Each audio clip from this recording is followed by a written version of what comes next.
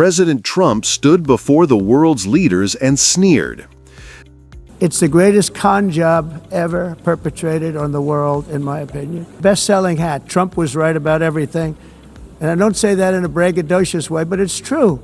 I've been right about everything.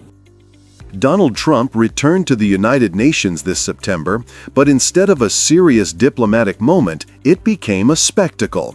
He opened by complaining about an escalator, telling delegates, I ended 7 wars, dealt with the leaders of each and every one of these countries, and never even received a phone call from the United Nations. All I got from the United Nations was an escalator that on the way up stopped right in the middle.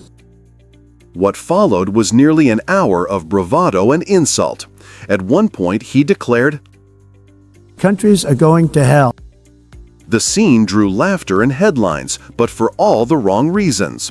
What was supposed to be leadership on the world stage came across as grievance and performance. While Trump was absorbed in this one-man show in New York, another story was unfolding across the border. The American economy, particularly in industries tied to Canada, was showing real signs of strain. The contradictions in his speech were glaring.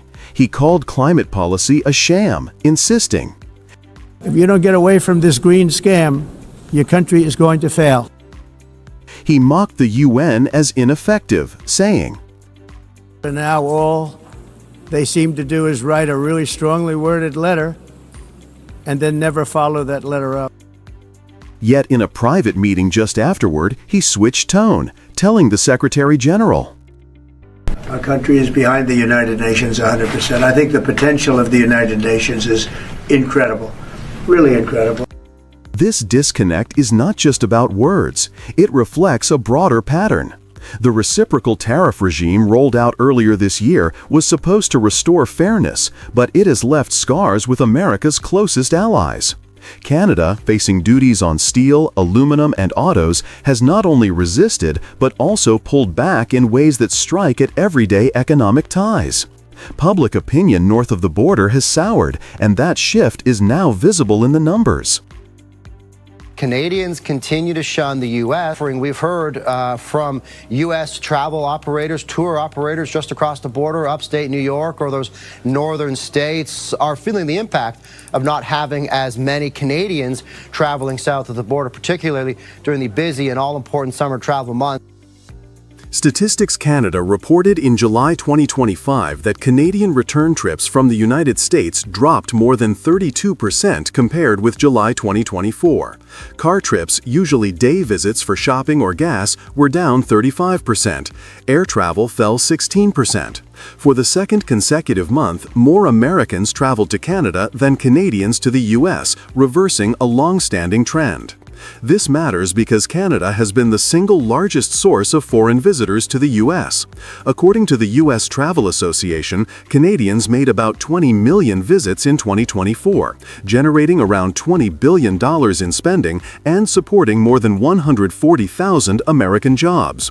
With travel now falling, those dollars and jobs are disappearing. The impact is already visible. Tour operators in upstate New York and the northern Midwest say bookings are weak.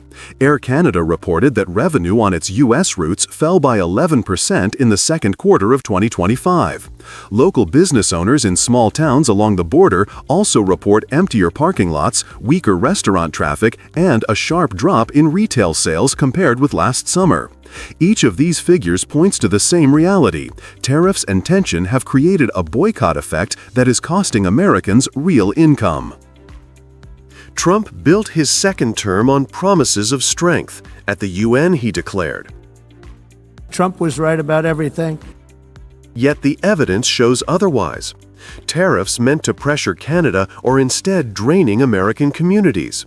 Tourism, airlines, and border economies are suffering precisely because of policies meant to protect them. The irony is stark. While Trump made headlines for taunting world leaders in New York, the real story was happening quietly across the northern border. Canadians are staying home, billions of dollars in spending are evaporating, and American jobs are on the line. The spectacle at the UN may have satisfied a taste for confrontation, but the cost is measured in livelihoods. What was meant to project strength is instead turning into one of the clearest examples of a policy backfire. We have what the world wants.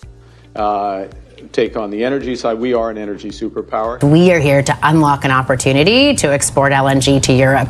We're here to deliver a critical mineral for our defense interests.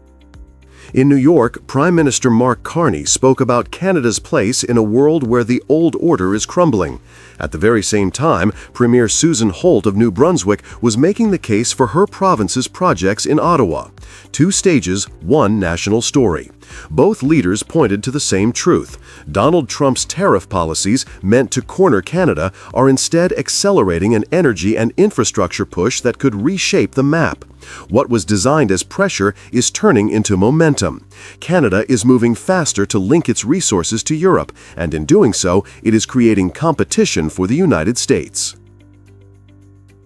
New Brunswick has felt the sharp edge of America's tariffs. Steel, aluminum, and softwood duties have hit local businesses. The provincial government confirmed in its fiscal projections that the deficit increased by 120 million Canadian dollars beyond what was forecast in March 2025.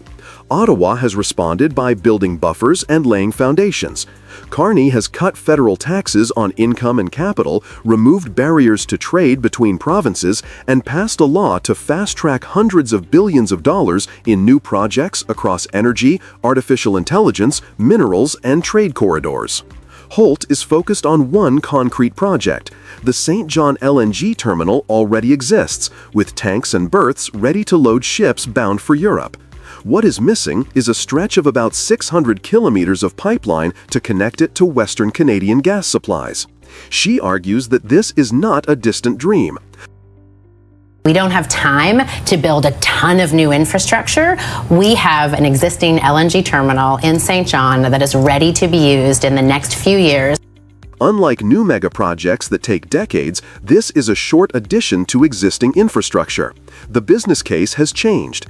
European buyers are signaling interest not only because of the need to cut dependence on Russia, but also because trust in American supplies has been shaken. They're a lot more wary about Russian sources, and right now they're even wary about American sources of fuel because of the way that relationship's been going. The comparison with the U.S. Gulf Coast is stark. Gulf terminals are massive and efficient, but their lead times are long. Contracts are tied up years in advance, and voyages to Northwest Europe take longer. By contrast, St. John is only an Atlantic hop away. Europe's own leaders have said they are willing to pay more for stable, democratic sources of supply. Canada fits that bill. There are obstacles. Pipelines must pass through multiple provinces, and that requires environmental reviews, consultations, and financing. Political resistance is possible, and global competition remains fierce. Qatar and U.S. exporters are not stepping aside. Yet the fundamentals are shifting. Canada has already signed a comprehensive economic and security partnership with the European Union in June 2025, reinforcing that energy will be part of a broader strategic relationship. The infrastructure on the East Coast, if completed, would put Canadian gas into that framework. Carney put it plainly. This is not a transition, this is a rupture. This is a sharp change in a short period of time, driven by a variety of factors. For the United States, the lesson is uncomfortable. Tariffs were supposed to discipline Canada and bring concessions. Instead, they pushed Canada toward Europe, encouraged provinces like New Brunswick to double down on projects, and gave Ottawa a political mandate to fast-track development. As the U.S., Mexico, and Canada move toward the 2026 review of their trade pact, the White House could face a neighbor armed with new leverage. For Canada, the opportunity is clear. If it can build the pipeline, manage its deficit responsibly, and deliver gas to Europe, it will gain lasting bargaining power and revenues. For Europe, the payoff is diversification in a moment when energy security is fragile. The entire chain of events underscores how pressure can create unintended consequences. Trump's tariffs were meant to contain Canada. Instead, they have sped up its emergence as a competitor, one pipeline away from turning Atlantic Canada into a gateway of energy for Europe. It is a rupture. The United States is fundamentally and rapidly transforming all of its trading relationships. We know we can't control what other nations do. So we're focused on what we can control, building our strength right here at home. The past few weeks have shaken the foundation of North American trade. Washington's tariff machine has raised costs, disrupted markets, and left many wondering if the old rules still apply. Canada's Prime Minister has called it not a transition, but a rupture, a break in the system that cannot be patched back together. And in the middle of this rupture, Canada has chosen a surprising path. Instead of fighting fire with fire, Ottawa is turning inward to build strength at home. The idea is simple yet bold. If the United States uses tariffs as weapons, Canada will answer by building enough energy and infrastructure to make itself less vulnerable. The first wave of projects is more than a list. It is a signal that Canada intends to become an energy superpower and to make tariffs backfire on the very country that imposed them. At the heart of this plan is a new Major Projects Office.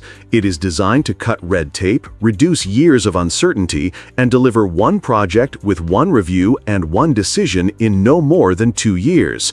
That single reform may be as important as any of the projects themselves. Already, 5 big projects have been referred to the office. They include an expansion of LNG Canada in British Columbia, a small modular nuclear reactor in Ontario, the extension of the Port of Montreal, and 2 large copper and gold mines in Saskatchewan and northern BC. Together, they cover energy, clean power, critical minerals, and trade infrastructure. The government has promised to use Canadian steel, Canadian aluminium, and Canadian workers, turning national construction into a matter of economic sovereignty. In practical terms, this means faster approvals, clearer timelines for private investors, and public money used only to unlock larger flows of capital. Among the 5 projects, LNG Canada Phase 2 is the flagship. When complete, it will double capacity and make the facility the second largest of its kind in the world. Its emissions will be far lower than the global average, a selling point in a world that needs cleaner energy but cannot give up natural gas. Europe, particularly Germany, has shown interest, and markets in Asia are opening too. For Canada, this is not only about exports, it is about shifting leverage. By expanding LNG, Canada reduces the share of energy that must flow through the American market. Trump's tariffs were meant to corner Canada. Instead, they are accelerating Canada's move to sell elsewhere. That is where the backfire begins. Once Canada can move LNG, copper, and even uranium to multiple buyers, Washington's ability to pressure Ottawa through tariffs will weaken. U.S. industries, still dependent on Canadian resources, will find themselves paying higher costs if they lose priority access. In other words, the very tools used to hurt Canada are pushing it to build the capacity to stand taller. Of course, ambition alone does not guarantee success. Opposition leaders remain skeptical. Indigenous communities will demand strong partnerships. Environmental groups will watch closely. And major projects always carry financial risks. Yet the framework is clear. Carbon capture in Alberta is being paired with future pipeline plans, a so-called grand bargain that could open markets for oil and gas if tied to decarbonization. The Arctic Corridor and the Port of Churchill promise to create new trade routes that reduce dependence on a single coast. High-speed rail and sovereign cloud projects are also being studied as part of the next wave. What matters most is speed and credibility. If Canadians see shovels in the ground at Kitimat and Darlington, if ports and mines move forward within 2 years rather than a decade, then the strategy will look real. Trump's tariffs may dominate headlines today, but in the longer view, they may be remembered as the trigger that pushed Canada to claim new leverage. By turning crisis into construction, Ottawa is betting that Canada can transform a period of rupture into the foundation of lasting strength.